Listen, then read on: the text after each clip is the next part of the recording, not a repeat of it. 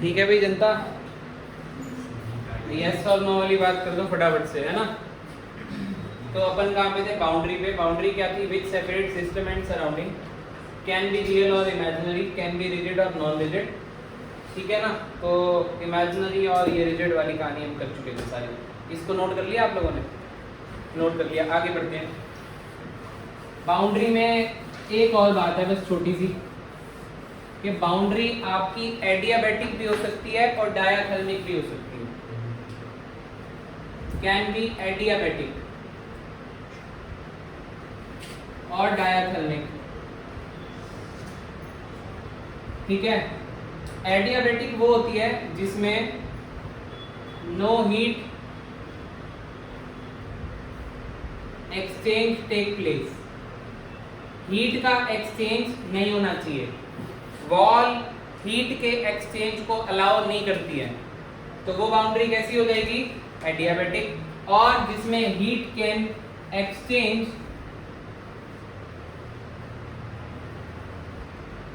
जिसमें से हीट का एक्सचेंज टेक प्लेस हो सकता है, वो आपकी वॉल कैसी हो जाएगी, वो आपकी वॉल हो जाएगी diathermic, which allows heat transfer, ठीक है, विच अलाउज हीट ट्रांसफर।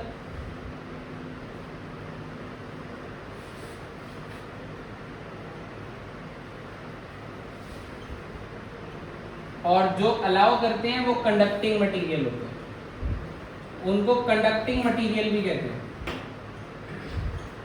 जो हीट का एक्सचेंज अलाउ करते हैं उसको क्या कहते हैं बेटा, कंडक्टिंग मटेरियल भी कहते हैं। एग्जांपल कॉपर वेसल, उसको इंसुलेटेड मटेरियल कहते हैं, इंसुलेटेड मटेरियल। जो इंसुलेटेड मटेरियल है, एग्जांपल थर्मोफ्लास्क डाल सकते हो, और जो आपका कंडक्टिंग मटेरियल है उसमें आप कॉपर वेसल डाल सकते हो।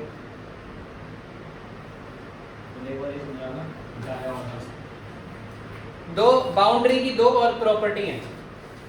एक बाउंड्री एडियाबैटिक हो सकती है। अगर एडियाबैटिक बाउंड्री लिखा हुआ क्वेश्चन में, एडियाबैटिक बाउंड्री लिखा हो, तो उसका मतलब क्या है, मतलब यह है कि वो जो बाउंड्री है वो हीट का ट्रांसफर, हीट का एक्सचेंज पसंद नहीं करती है, अलाउ नहीं करती है। जैसे कि थर्मोफ्लास्क, थर्मोफ्लास्क में चाय गर्म ज़्यादा देर तक क्यों है, क्योंकि वो उसकी जो बाउंड्री है, उसकी जो वॉल है जिसने सराउंडिंग और चाय को अलग कर रखा है, वो हीट का ट्रांसफर अलाउ नहीं कर रही है। क्या आपको बात समझ में आ रही है सर? जबकि यहाँ पे अगर हीट का ट्रांसफर अलाउ हो रखा है तो वो वेसल कंडक्टिंग मटेरियल हो जाएगा, बेसिकली वो कंडक्टिंग मटेरियल हो जाएगा। फंडा क्लियर हो रहा है कि नहीं हो रहा, बोलो। ठीक है, वैसे तो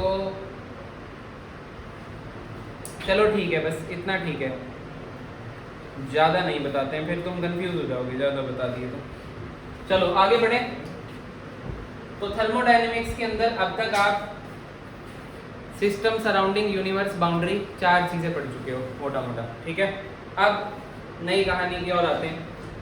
कुछ वर्ड आएगा आपके पास, हटा दो इसको। चलो हेडिंग बनाओ, intensive properties.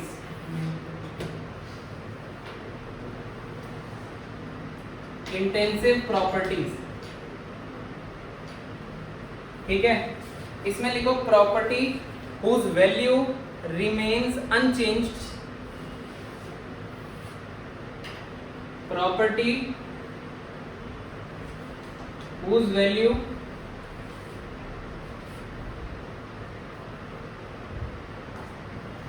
remain unchanged when system is divided into smaller parts.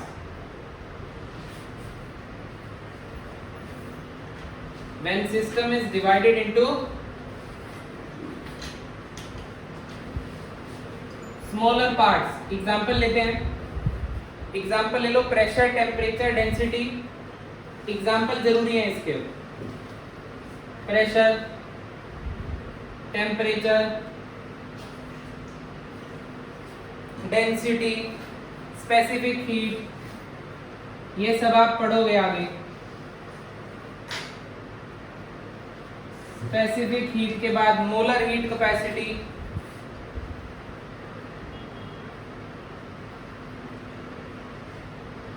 EMF of cell,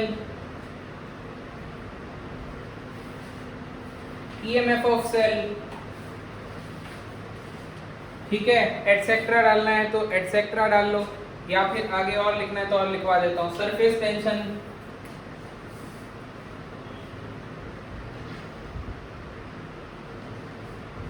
viscosity,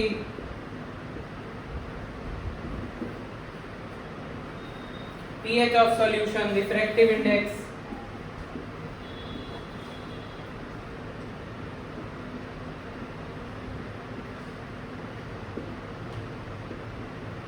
pH of solution, refractive index, molarity, concentration terms,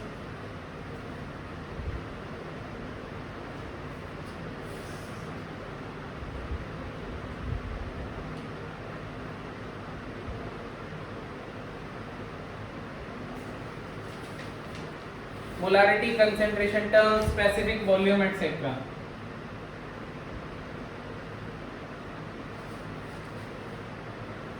मतलब पहले समझा देता और फिर आपको ये एग्जांपल मेन है। इसमें एग्जांपल इसलिए मेन है क्योंकि आपको एक नंबर में ऑब्जेक्टिव क्वेश्चन आ सकता है कि इनमें से कौन सी प्रॉपर्टी जो है वो आपकी इंटेंसिव प्रॉपर्टी है, ठीक है। तो आप सुनिए ध्यान से। मेरे पास एक सिस्टम था पूरा का पूरा, क्या था बेटा? सिस्टम। अब उसको मैंने स्मॉलर पार्ट में डिवाइड किया। किस पार्ट में डिवाइड किया? स्मॉलर पार्ट में। अगर उस प्रॉपर्टी पे कोई फर्क नहीं पड़ा तो वो इंटेंसिव है, और अगर फर्क पड़ गया तो वो एक्सटेंसिव है। जैसे मैंने लिया, मेरे पास एक बॉक्स है पूरा, उसका पूरे का टेम्परेचर जो है वो 500 केल्विन है। मैंने इस बॉक्स को दो पार्ट्स में डिवाइड कर दिया, तो क्या 250 केल्विन और 250 केल्विन टेम्परेचर ऐसे आधा आधा हो जाएगा? नहीं होगा ना। मेरे पास ये बॉक्स था, इस बॉक्स में गैस थी, गैस का प्रेशर 300 एटीएम था। मैंने आधा आधा बॉक्स कर दिया, बिल्कुल प्रेशर आधा आधा हो जाएगा। एटमॉस्फेरिक प्रेशर 1 एटीएम है।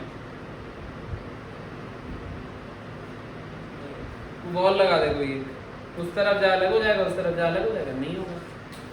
डेंसिटी है, किसी भी चीज़ की डेंसिटी है। आपके पास पूरी मेटल की शीट है, उस मेटल की अपनी एक डेंसिटी होगी। उस शीट को आपने 10 टुकड़ों में बांट दिया, तो वो 10 टुकड़ों की क्या डेंसिटी चेंज हो जाएगी? कभी नहीं होगी। तो कहने का मतलब जो अमाउंट इंडिपेंडेंट है, ये अमाउंट ही तो वेरी कर रहे हो आप, आधा और टुकड़ों में बांट के क्या कर रहे हो? अमाउंट वेरी कर रहे हो। तो इंटेंसिव प्रॉपर्टी कौन सी प्रॉपर्टी है? जो अमाउंट पे डिपेंड नहीं करती। जो अमाउंट इंडिपेंडेंट है उन प्रॉपर्टीज को इंटेंसिव प्रॉपर्टीज बुलाया जाता है। और सारी की सारी प्रॉपर्टीज अमाउंट इंडिपेंडेंट है या जितनी भी मेंशन्ड है, आप इस चैप्टर के अंदर specific heat, molar heat capacity जरूर पढ़ लोगे, विस्कोसिटी फिजिक्स में पढ़ लोगे, या केमिस्ट्री में भी कभी आ जाएगी, सरफेस टेंशन आ जाएगी, पीएच आप यहाँ पे पढ़ोगे, रिफ्रैक्टिव इंडेक्स फिजिक्स के अंदर पढ़ लोगे, मोलारिटी हो गई आप लोगों की, कंसंट्रेशन टर्म्स हो गई, सही है। तो क्या है ये सब? ये सारी की सारी प्रॉपर्टीज कैसी हैं बेटा? इंटेंसिव, या अमाउंट पे डिपेंड नहीं करेगी। इसे नोट करो।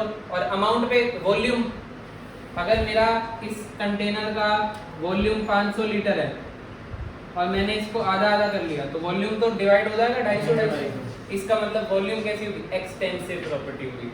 यहाँ तक लिख लिया आप लोगों ने? आगे बोलो, लिखो जल्दी, आगे लिखो।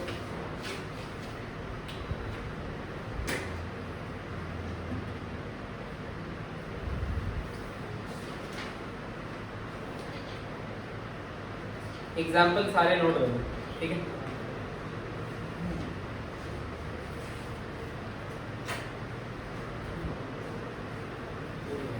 हेडिंग क्या बना लोगे? बोलो। राइट, हेडिंग क्या बना लोगे अब? Extensive property. एक्सटेंसिव प्रॉपर्टी क्या होगी? Properties whose value is changed.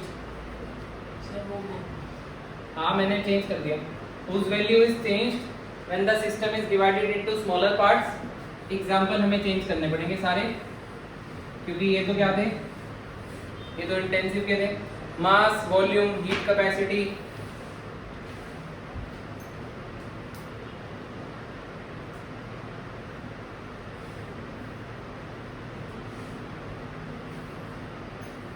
ठीक है, इंथैल्पी, एंट्रोपी, इंटरनल एनर्जी,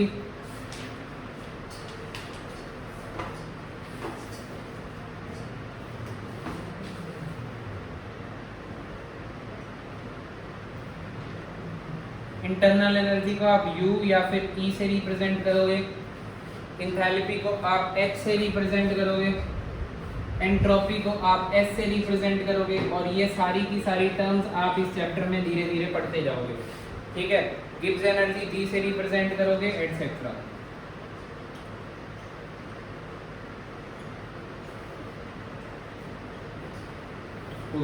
ठीक है,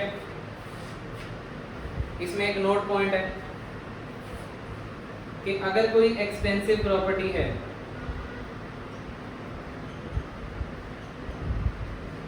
पर ग्राम लिखा है उसके आगे, या फिर पर मोल लिखा है उसके आगे, then it becomes intensive property.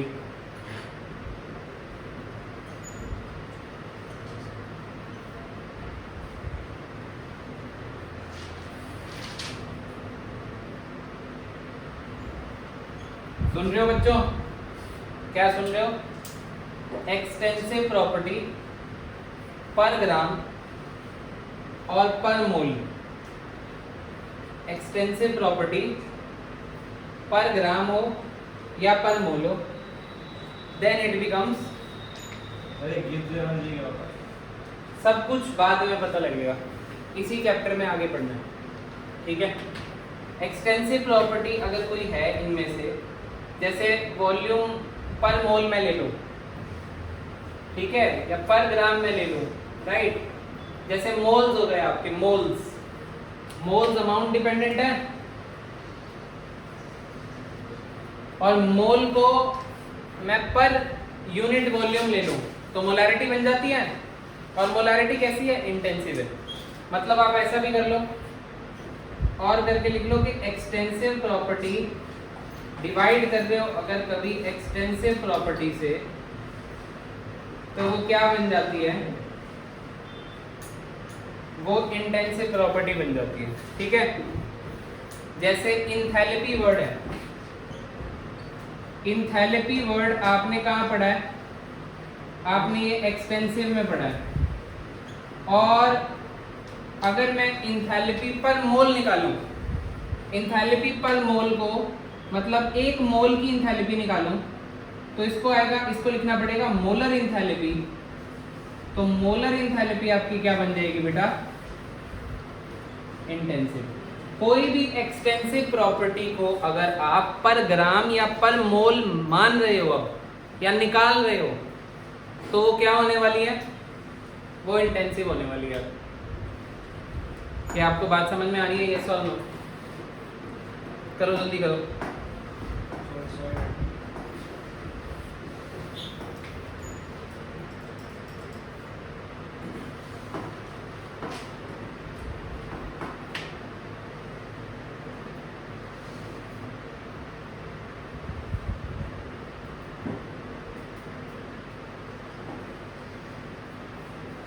आगे बढ़ जाए, ये पेपर में बहुत पूछ लेते हैं एक्सटेंसिव प्रॉपर्टी और इंटेंसिव प्रॉपर्टी को।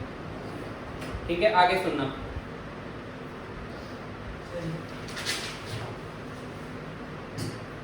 हटा दे।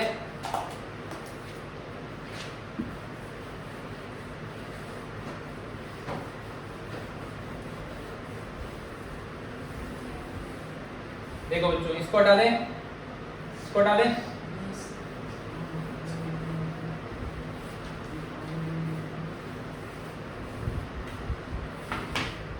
आगे लिखो बेटा स्टेट फंक्शन। अब ये बहुत ध्यान से सुनना, ये समझ से बाहर हो जाता है थोड़े, और सारे पॉइंट्स को धीरे धीरे याद करते चलना। स्टेट फंक्शन को स्टेट वेरिएबल्स भी कहते हैं।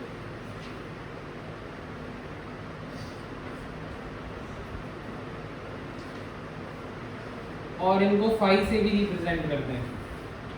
ठीक है, स्टेट फंक्शन क्या होते हैं? सर्टेन मेजरेबल प्रॉपर्टीज जिनको मेजर किया जा सकता है,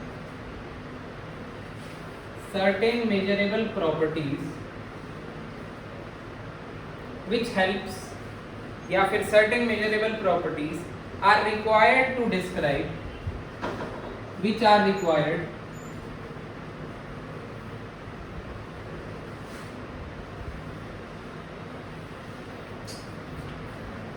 to describe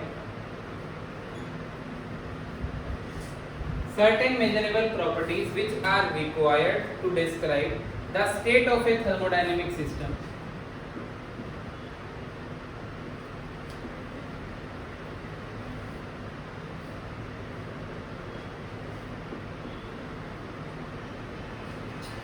Which are required to describe the state of a thermodynamic system are called state variables.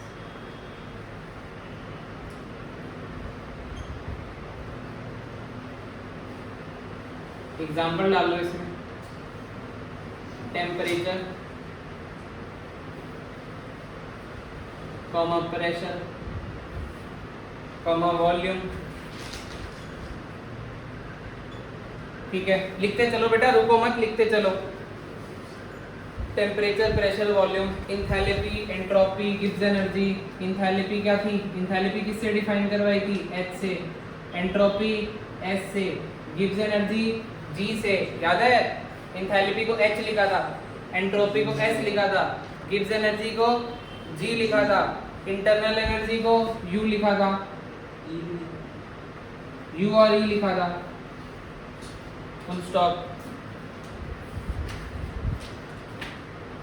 ठीक है, तो इनके नाम ध्यान रखो आपको, temperature, pressure, volume, enthalpy, entropy, Gibbs energy, internal energy. इन चारों के बारे में इस चैप्टर में आप आगे पढ़ोगे।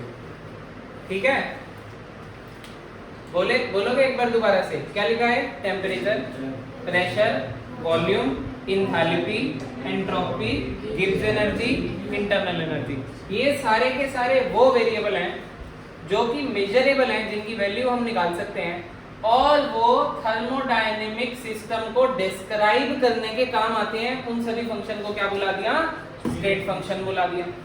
अब इनकी थोड़ी सी प्रॉपर्टीज, इनके बारे में और जानकारी।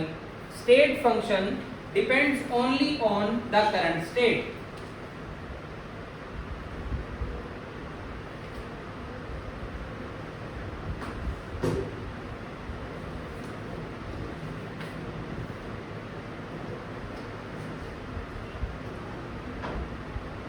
State functions depends only on the current state of system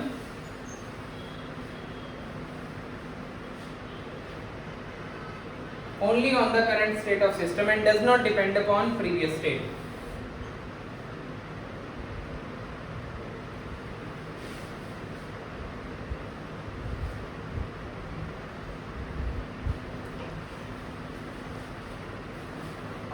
और path followed to attain the current state.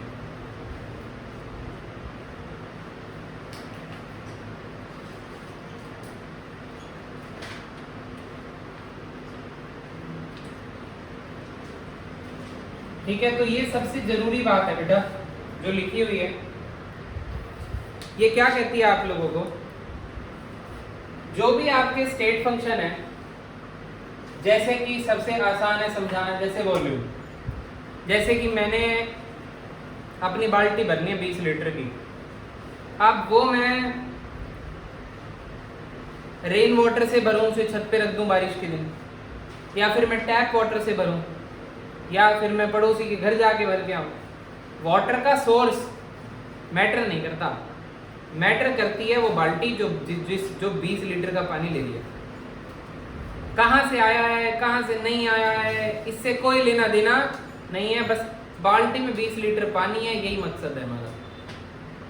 तो ऐसा फंक्शन क्या हो जाएगा? स्टेट फंक्शन, जो पाथ पे डिपेंड, पाथ से उसका कोई लेना देना नहीं है, चाहे वो जैसे भी अचीव हुआ था, अब वो इतना है। ये सारे के सारे कुछ ऐसा ही काम करेंगे। इन सबको हम क्या बुलाएंगे? स्टेट फंक्शन, जिनका पाथ से या फिर प्रीवियस स्टेट से कोई लेना देना ना हो। इससे पहले क्या था क्या नहीं था उससे भी कोई फर्क नहीं पड़ रहा, और कैसे अचीव हुआ है उससे भी कोई फर्क नहीं पड़ रहा, बस करंट स्टेट पे वो कितना है, सिर्फ अगर उतने से ही मतलब है। तो ऐसे फंक्शन को क्या बुला दिया बेटा जी हमने? State function. ठीक है, चलो एक और पॉइंट लिख लो इसके बारे में। Change in state function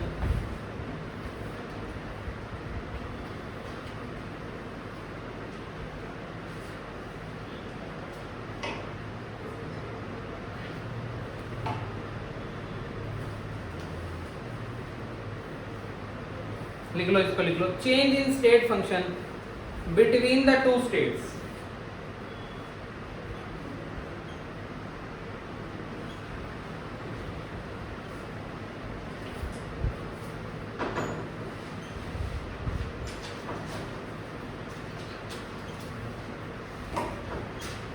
is a definite quantity।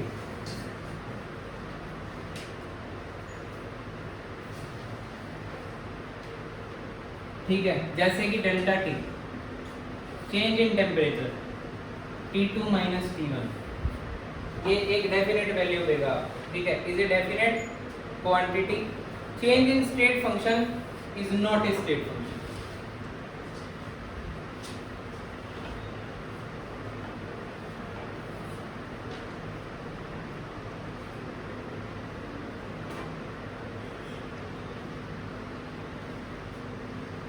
ठीक है, मतलब टेम्परेचर तो स्टेट फंक्शन था, पर जब आपने टेम्परेचर तक में चेंज कर दिया और उसको क्या बना दिया, डेल्टा टी बना दिया, तो डेल्टा टी आपका स्टेट फंक्शन नहीं है। ये पॉइंट, इसके बारे में पॉइंट है, बस ये पॉइंट आपको दिमाग में रखने हैं। इस पूरे चैप्टर में जितनी भी बात फर्स्ट क्लास में हो रही है वो आगे आपकी हर एक जगह पे लगेगी, यूज होगी। ठीक है, जो भी बात आप स्टेट फंक्शन पढ़ रहे हो, अभी आगे चल के पास्ट फंक्शन पढ़ोगे, सबका सब आगे चल के यूज हो जाएगा। ठीक है, यानी कि delta T is not a, delta T, delta P, ये is not a state function, ये स्टेट फंक्शन नहीं है। खाली प्रेशर, खाली टेम्परेचर तो स्टेट फंक्शन था, ये स्टेट फंक्शन नहीं। ठीक है, change in state function in a cyclic process, लिखते चलो अभी।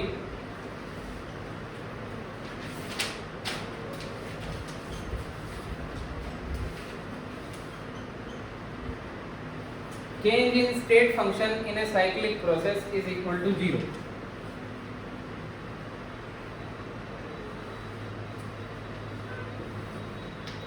ठीक है, change in state function in a cyclic process is equal to 0। अब साइक्लिक प्रोसेस एक बार बता देते हैं आप लोग को क्या होता है। प्रेशर वॉल्यूम का कर्व है, ये कर्व आगे आपको समझाएंगे कभी। ठीक है, प्रेशर वॉल्यूम के कर्व में एक पॉइंट से आप पॉइंट 1 से ए पाथ फॉलो करते हुए पॉइंट आप 2 तक गए, और फिर बी पाथ फॉलो करते हुए पॉइंट 2 से वापस ए पे आ गए। यही होगा साइक्लिक सिस्टम। साइक्लिक सिस्टम क्या होगा, एक पॉइंट से दूसरे पॉइंट पे जाना और वापस घूम के वहीं पे आ जाना, यही होगा आप लोग का। ठीक है, तो इस पे जो भी चेंज होगा, change of state function in a cyclic process is 0। State function में जो भी चेंज होगा साइक्लिक प्रोसेस के अंदर, वो क्या होगा आप लोगों का, 0 होगा। ठीक है, जैसे कि एग्जांपल ले लो, जैसे कि चेंज इन टेम्परेचर है, जैसे डेल्टा टी है। ठीक है, तो डेल्टा टी आपका क्या हो जाएगा, 0। यार एक बात बताओ, अगर यहाँ पे टेम्परेचर T1 था, है ना, और वो घूम घाम के कहीं से भी आ रहा है पर इसी पॉइंट पे वापस आ रहा है, तो अब जो टेम्परेचर अपने आप में है वो स्टेट फंक्शन है कि अगर यहाँ पे टेम्परेचर T1 है तो वापस कहीं से भी घूम के आ जाए तो टेम्परेचर वही T1 ही रहेगा। अरे बोलो यस और नो, तो डेल्टा टी क्या हो जाएगा, 0। अगर किसी पॉइंट पे प्रेशर 1 atm था और साइक्लिक प्रोसेस और घूम के वो वापस वहीं पे उसी पॉइंट पे आ गया ग्राफ में, तो फिर चेंज इन प्रेशर भी क्या हो जाएगा, 0। तो जितने स्टेट फंक्शन है अगर साइक्लिक प्रोसेस है तो उनमें चेंज क्या रहेगा, 0। ये आपको याद रखना है। तो delta T, delta P, delta S, क्या रहेगा 0, ये सब 0 रहेंगे। किसमें, कौन से प्रोसेस में बेटा, इन ए साइक्लिक प्रोसेस, ये क्या रहेंगे 0।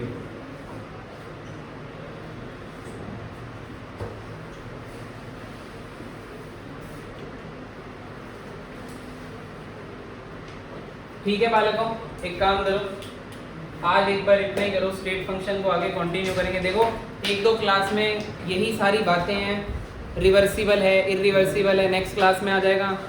पर ये जब अप्लाई होने स्टार्ट होंगे ना, और तब इनका अगर मतलब नहीं पता हुआ तो कहानी खराब होगी सारी की सारी। इंडिविजुअल पढ़ने में तो सारी आसान है, फिर अप्लाई जब करनी पड़ेगी तो एक साथ सबको करना पड़ेगा। इस तरीके से चैप्टर चलेगा। आज के लिए इतना ही करते हैं, परसों देखते हैं।